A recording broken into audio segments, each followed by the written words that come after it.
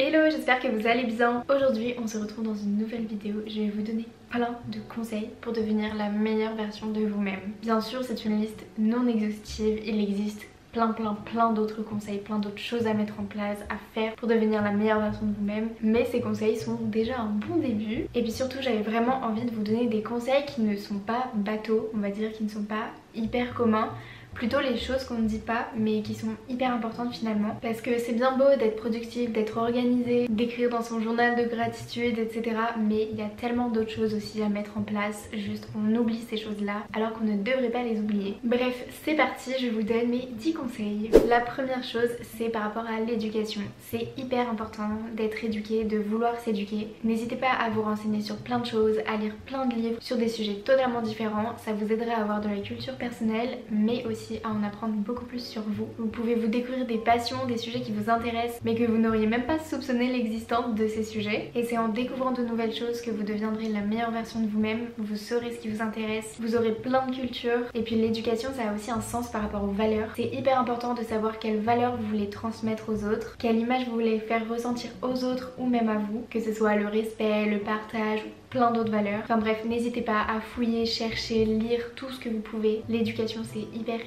important. Le deuxième conseil qui est un peu lié, c'est le fait d'être ouvert au changement. De ne jamais dire je n'aime pas avant d'avoir essayé. Il ne faut pas avoir peur de tenter. Et le fait d'être ouvert au changement vous permettra aussi de vous rendre compte que certaines choses peuvent vous aider à devenir la meilleure version de vous-même. Donc c'est hyper important de ne pas simplement rester sur ses acquis, de ne pas se dire ok ma meilleure version c'est ça, mais de ne pas tenter autre chose, de ne pas essayer autre chose, alors que finalement on a toute la vie devant nous. Une meilleure version de soi-même, forcément ça va changer au fur et à mesure, au fil des années. Donc c'est important d'essayer de changer, de modifier sa façon de faire, sa façon de vivre. Bref, soyez ouverts au changement. Troisième conseil, et je pense que c'est un des plus importants finalement, c'est le fait de faire des déconnexions numériques. On passe clairement tout notre temps sur les réseaux sociaux, sur les téléphones, devant la télé, enfin bref, on a ça partout, constamment, tout le temps. Et ce que je vous conseille de faire, c'est une journée par mois par exemple, donc c'est vraiment pas énorme, vous pouvez le faire plus si ça vous aide, mais une journée par mois je vous conseille de ne pas utiliser d'appareils électroniques. Bon alors bien sûr si vous avez envie de cuisiner et que vous utilisez un fouet électrique, ça va pas gâcher votre déconnexion numérique. Moi je parle vraiment de tout ce qui est télé, téléphone, tablette, ordinateur, enfin vraiment toutes les choses qui peuvent monopoliser notre espace et qui pourrissent un peu notre cerveau clairement. Et à la place de tout ça, vous pouvez lire, vous pouvez vous balader, vous pouvez partager des moments en famille, vous pouvez faire du dessin, de la peinture, enfin bref, tout ce que vous voulez. Mais le but est vraiment de ne pas utiliser d'appareils électroniques pendant toute la journée. C'est facile à dire comme ça, mais finalement vous allez voir qu'on est tellement dépendant de tout ce qu'on a autour de nous qu'on ne sait plus passer une journée sans téléphone par exemple. Franchement c'est hyper compliqué. Rien que par exemple pour lire l'heure, j'ai toujours une montre mais mon réflexe c'est de sortir mon téléphone pour regarder l'heure. Donc bref, je vous promets que cette journée de déconnexion numérique va vous faire énormément de bien. Vous allez vous rendre compte de l'impact de tous ces objets sur votre vie. Vous allez vous rendre compte du gain de temps aussi que vous aurez en n'utilisant pas tous ces appareils, et ça vous permettra aussi de vous concentrer sur les choses un peu plus simples, sur vraiment les choses de la vie en fait, et vous profiterez beaucoup plus de votre journée. Quatrième conseil, on va parler de l'intelligence émotionnelle. Certes, devenir la meilleure version de soi-même, c'est personnel.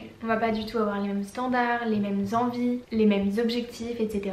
C'est totalement normal. Mais finalement, dans cette meilleure version de soi-même, on a aussi l'impact de l'entourage. Vous avez beau vivre seul par exemple, vous avez forcément une famille, des amis, un entourage auquel vous devez penser et que vous devez comprendre. Donc c'est hyper important de savoir vivre avec les autres, de savoir comprendre ces personnes pour instaurer vraiment un espace hyper positif, pas du tout négatif. Et donc tout ça, ça va vraiment passer par la communication principalement. C'est hyper important de communiquer tes pensées à ton entourage par exemple, que ce soit des choses positives, des choses à améliorer. C'est hyper important d'avoir ce côté d'intelligence émotionnelle. C'est hyper important de considérer nos émotions mais aussi les émotions des autres quand on parle de meilleure version de soi-même, etc. Je sais que moi avant j'avais très souvent tendance à péter un câble toutes les 2 secondes, à pleurer constamment, à faire un peu des crises dans tous les sens quand j'étais pas d'accord avec une personne ou quoi que ce soit. Mais en fait je cherchais jamais à comprendre ce que l'autre personne ressentait, à comprendre ses émotions, ce qui fait que j'avais des réactions totalement ridicules qui étaient hyper négatives, hyper nocives pour les relations. Donc c'est pour ça que c'est hyper important de communiquer, de ne pas juger avant d'avoir compris ce que l'autre ressent, ce que l'autre veut dire, les pensées de l'autre, etc.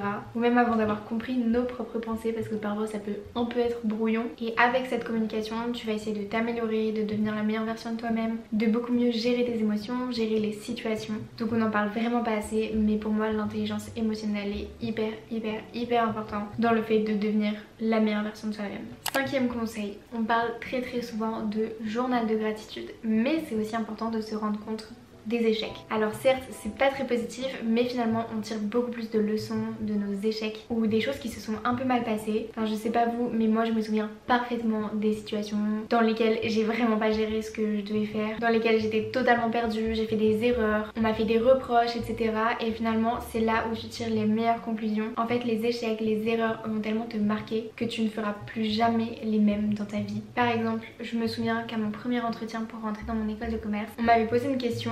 Il me semble que c'était quelles sont tes passions, tes hobbies, enfin bref, un truc hyper bateau. Et j'avais répondu que j'adorais lire. Et là, forcément, il m'a posé la question, ok, bah c'est quoi les derniers livres que t'as lus? Tu peux me raconter les histoires, etc. Et dans ma tête, c'était trou noir. Vraiment je ne connaissais même plus les titres des livres que j'avais lus et j'ai répondu un truc tellement débile, je leur ai dit bah pour être honnête je me souviens plus. Donc vraiment ridicule, en fait je m'attendais tellement pas à ce qu'ils me posent la question de c'est quoi ta passion, mais finalement j'en ai tiré une belle leçon et maintenant à chaque entretien je connais tout par cœur. Je ne réponds pas un truc si je ne sais pas le développer après. Franchement ça peut paraître tout bête, mais si c'était pas passé cette situation, je pense que je ne gérerais pas aussi bien les entretiens que maintenant. Enfin bref je m'égare, mais tout ça pour vous dire que le journal de gratitude est hyper important, mais le journal d'échecs aussi. C'est important de comprendre vos erreurs, comprendre vos échecs pour vous améliorer ensuite et pour devenir la meilleure version de vous-même. Un autre conseil que je peux vous donner, c'est ne cherchez pas à avoir une vie trop compliquée, mais essayez d'avoir une vie hyper simple. Débarrassez-vous des objets superflus, débarrassez-vous des personnes qui n'ont rien à faire dans votre vie. C'est important de se focus sur les choses importantes pour ne pas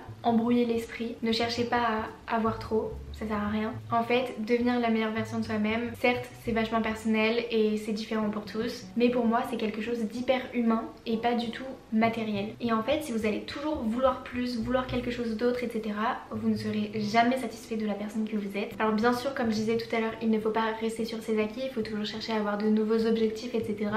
Mais là je parle vraiment de tout ce qui est matériel, tout ce qui est superflu. En fait ça ne vous aidera pas à être mieux dans votre tête. Au contraire ça peut seulement vous créer de la frustration parce que vous allez toujours vous dire ah il me faut ça, il faut que je m'achète ça, j'ai vu telle personne avec ça, moi je le veux aussi. Enfin bref, c'est un cercle hyper vicieux. Donc essayez d'avoir un mental hyper simple, d'avoir une vie hyper simple pour ne pas trop vous créer de désillusions etc. Je sais que c'est compliqué mais c'est hyper important de se focus sur les choses simples et non les choses superflues. 7e conseil, faut absolument que tu aies une routine hyper positive. Donc vous le savez sûrement, j'ai une morning routine, une night routine. Je fais la même tous les jours. Bon parfois ça change selon si c'est le week-end, si c'est un jour en semaine, si j'ai cours, enfin bref ça change.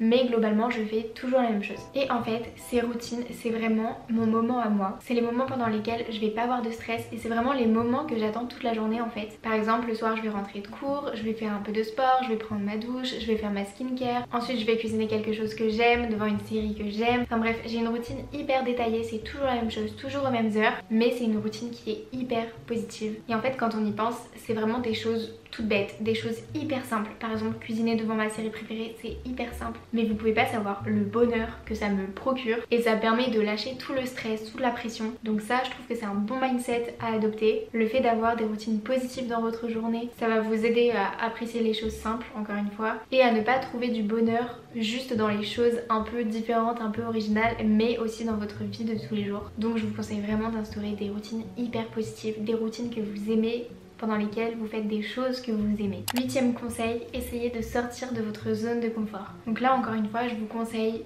une fois par mois ou plus si vous avez envie vraiment comme vous voulez de sortir de votre zone de confort. Donc de choisir une activité que vous avez jamais testée ou qui peut vous mettre un peu mal à l'aise, que vous aviez fait il y a longtemps mais que vous aimeriez refaire. Ça va vraiment vous aider à progresser personnellement. Ça peut vraiment être des choses simples, pas besoin de faire compliqué. Donc par exemple essayer un nouveau sport, aller boire un café toute seule, ou par exemple pour moi sortir de ma zone de confort ce serait appeler un médecin toute seule parce que je laisse toujours ma mère le faire à ma place parce que je ne supporte pas d'avoir des gens au téléphone, c'est vraiment ma phobie. Donc je vous conseille de faire la même chose une fois par mois, c'est rien mais vous verrez que vous en sortirez beaucoup plus grandi et vous serez hyper fiers de vous. Je sais que beaucoup de personnes sont hyper stressées, hyper anxieuses et forcément pour devenir la meilleure version de soi-même il ne faut pas être stressé. C'est pour ça que je vous conseille de faire 5 minutes de méditation tous les jours. Ça va vous aider à vous calmer, à mieux respirer, à vous poser, à réfléchir. Vraiment la méditation ça a tellement de bienfaits et ça ne prend que 5 minutes de votre temps sur toute une journée, donc c'est vraiment rien du tout. En fait pour devenir la meilleure version de soi-même c'est important de savoir ce qu'on veut, de se ressourcer, d'être hyper calme dans nos choix, dans nos décisions, etc. Donc c'est vraiment pour ça que je vous conseille la méditation. Et le dernier conseil que je peux vous donner, c'est un conseil un peu plus banal on va dire, c'est le fait de se fixer des objectifs sur du court terme et sur du long terme. Devenir la meilleure version de soi-même, ça ne se fait pas en 2 minutes. Clairement pas du tout. Ça se fait sur du long terme. C'est pour ça que vous devez avoir des objectifs vraiment finaux. Donc ce que vous voulez être, ce que vous voulez faire, les raisons de pourquoi vous faites tout ça.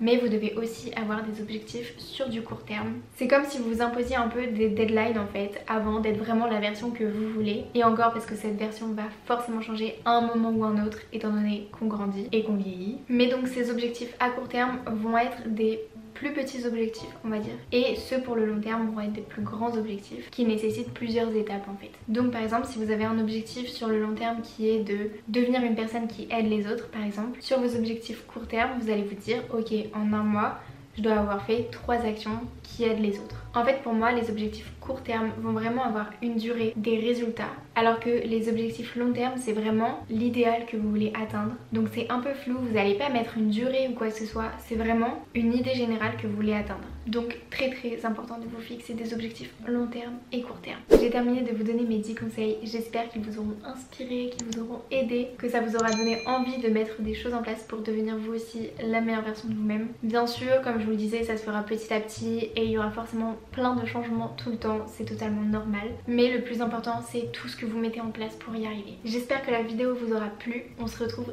très prochainement dans une nouvelle vidéo. Je vous souhaite une très bonne journée et on se dit à bientôt.